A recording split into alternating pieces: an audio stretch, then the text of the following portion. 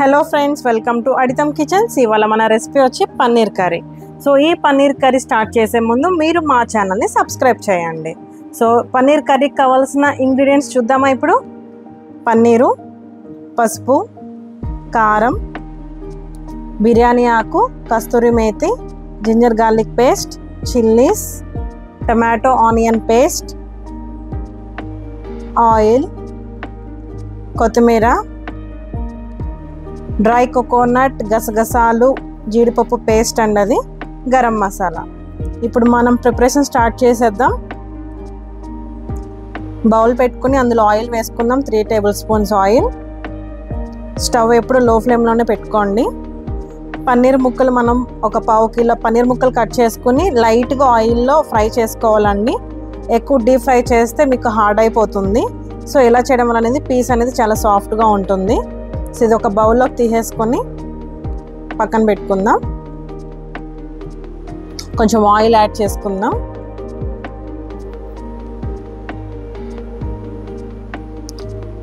బిర్యానీ ఆకు, kasuri methi,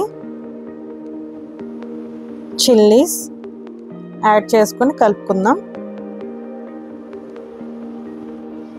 ginger garlic paste 2 tablespoons add చేద్దాం. Ginger garlic paste అనేది కొంచెం ఆయిల్లో ఫ్రై అవ్వాలి. 1/2 టేబుల్ స్పూన్ పసుపు,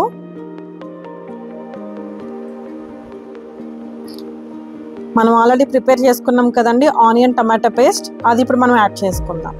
సో ఇది యాడ్ చేసుకొని ఇది ఆయిల్లో బాయిల్ అయ్యేంత వరకు మీరు లో ఫ్లేమ్లోనే పెట్టండి.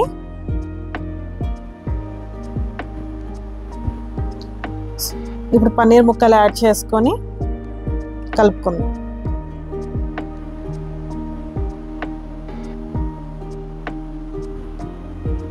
ఆల్రెడీ మనం ప్రిపేర్ చేసుకున్న పేస్ట్ ఉంది కదండి, ఎండి కొబ్బరి, గసగసాలు, జీడిపప్పు పేస్ట్, అది యాడ్ చేసుకుందాం.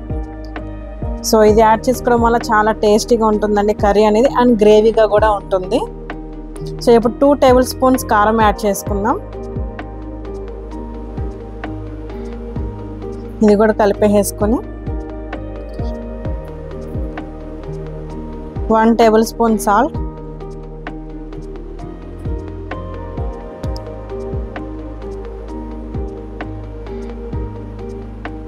1.5 table spoon garam masala. So మన కర్రీ అనేది ఫైనల్గా వచ్చేసిందండి.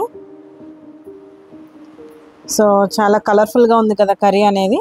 సో ఇప్పుడు మనం అలా కలిపేసుకొని పీస్ అనేది చెదరకుండా ఇప్పుడు మనం కొత్తిమీరతో గార్నిష్ చేసుకుందాం. సో కర్రీ అనేది రెడీ అయిపోయిందండి. ఈ కర్రీ మనం పలావ్ రైస్లో తినచ్చు, బిర్యానీలో తినచ్చు, చపాతీలో తినచ్చు, అలాగే పూరీలో తినచ్చండి. చాలా టేస్టీగా ఉంటుంది. మీరు కూడా మీ ఇంట్లో ఈ రెసిపీని ట్రై చేయండి.